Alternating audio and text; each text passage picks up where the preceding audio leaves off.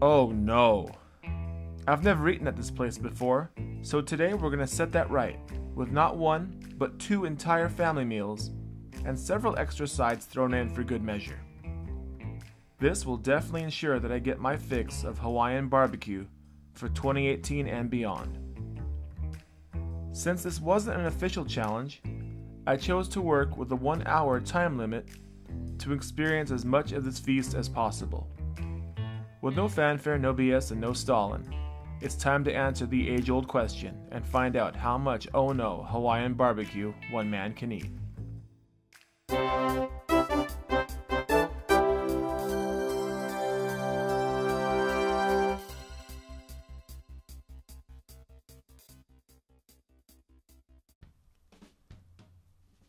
Welcome back to another episode of Freak Eating.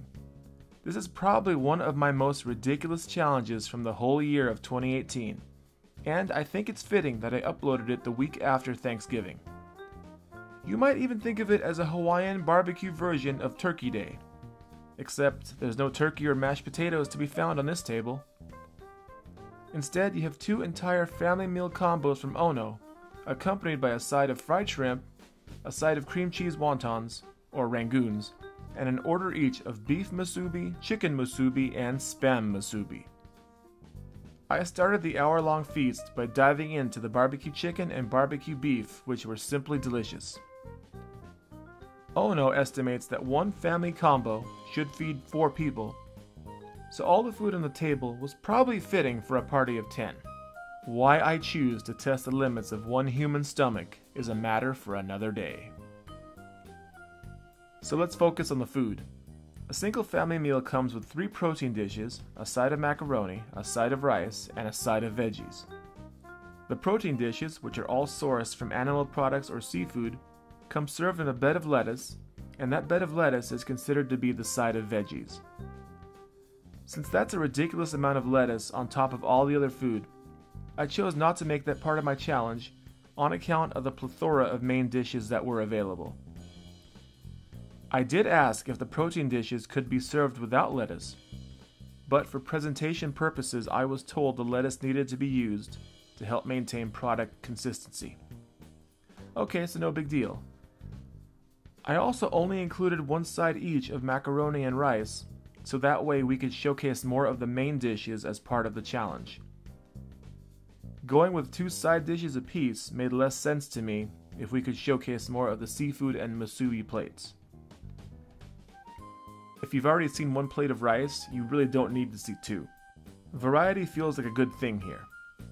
In no particular order, then, the 6 main dishes I got to fill out my 2 family meals were barbecue chicken, barbecue beef, island whitefish, teriyaki chicken, chicken katsu, and island fire chicken. Now, if you counted up 4 chicken dishes, you are correct. Thankfully, I love chicken, as it is the cornerstone of my typically low-carb diet that I eat outside of food challenges. On top of the family meals, I also got a side of deliciously crunchy fried shrimp, an order of cream cheese rangoons, and orders of all 3 types of musubi on the menu. No doubt an epic feast was on the table here in front of me, and with the exception of 2 dishes, which were kalua pork and grilled chicken, Ono's entire menu was on display for freak eating. I'm not a gambler, but I'd guess everything you see on the table weighed in around 12 pounds. This is one day I wish I brought my scale. Fellow competitive eater Stephanie Wu is famous for documenting her food challenges by size and weight down to the last ounce, and I think she has the right idea.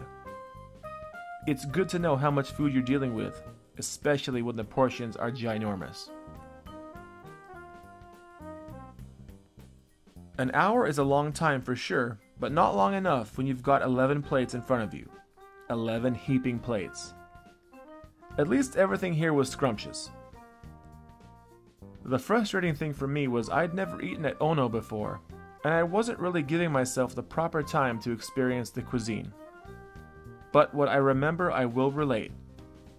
The barbecue chicken was really nicely done, as was the barbecue beef, though looking back, the barbecue beef was a bit chewy in certain places. I'm sure most people who eat at Ono aren't trying to get through their food as quickly as I was, so maybe my complaint is a little bit off base.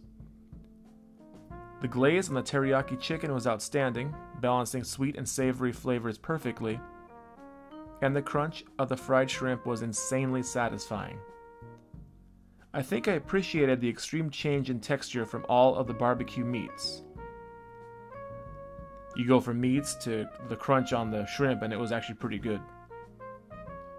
The battered texture on the island whitefish was satisfying as well, but what struck me most about it was the sweetness of the whitefish inside. That's not something I expected at all.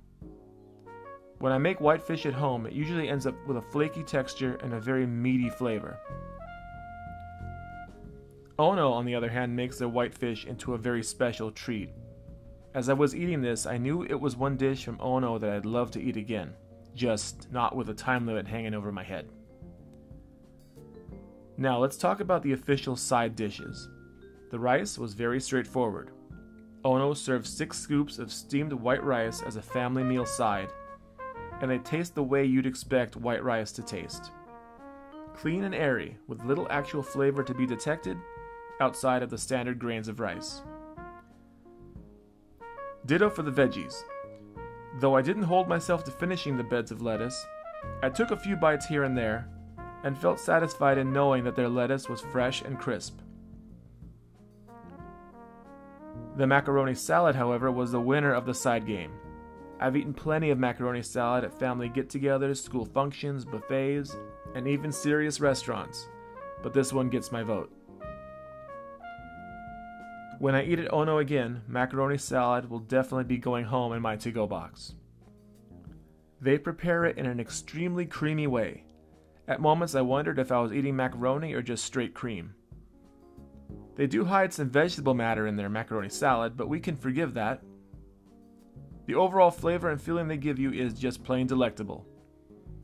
It's like there's a party in your mouth and everyone's invited. Next time, I hope they invite me back. Eating for an hour definitely has its high points, but it has its low points too. It's inevitable. I pushed on, wanting to sample as much as I possibly could before time expired or I got too full. So let's plow on. The cream cheese rangoons were a nice addition to this meal, especially if you like cream cheese. They provide a welcome refresher to all the meaty texture. The musubis were fascinating. I think of them as the Hawaiian version of the sushi roll. You get rice and some form of meat wrapped into a convenient package with seaweed on the outside. I've eaten musubi before at a challenge restaurant, but Ono's version were equally large and definitely brought the flavor. There are 3 versions, the barbecue chicken, the barbecue beef, and the Spam, classic Spam, all hit the spot. Well, I couldn't get to the Spam ones, but judging from the other 2, they just had to be good. Island Fire Chicken and Katsu Chicken got the short end of the stick as we arrive at the end of the hour-long eat-a-thon. I'd already handled plenty of chicken, but I didn't want to leave these ones out. I took a few bites. Katsu chicken was made with an interesting blend of spices, but nothing too strong or intimidating. Island Fire Chicken, however, lived up to its name and definitely wasn't a dish anyone should be eating last. It brings a decent level of heat. It's a little above jalapeno level, and that's not something I enjoy on a full stomach.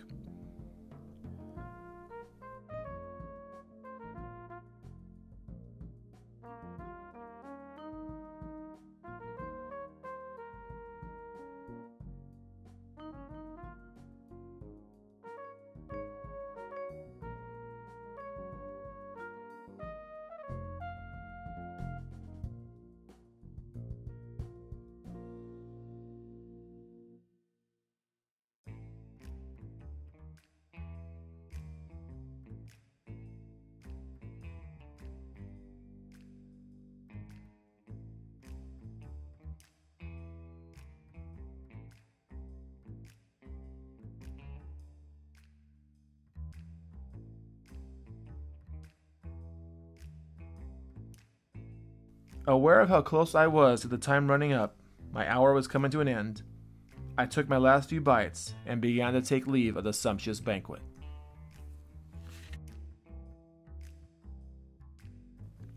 Ono indeed knows the barbecue game, and like a certain movie star turned governor, I will be back. Thank you to Ono Hawaiian BBQ in Victorville for putting up with the shenanigans that is Freak Eating. The entire staff, from the server to the manager to the cooks, were awesome people. For those of you watching at home, I thank you for tuning in, and be sure to hit that like button if you enjoyed the video. There's plenty more food videos coming up in 2018 and 2019, so be sure to subscribe and hit that bell icon and you won't miss a thing. Until we meet again, stay in school, don't do drugs, and eat like a freak.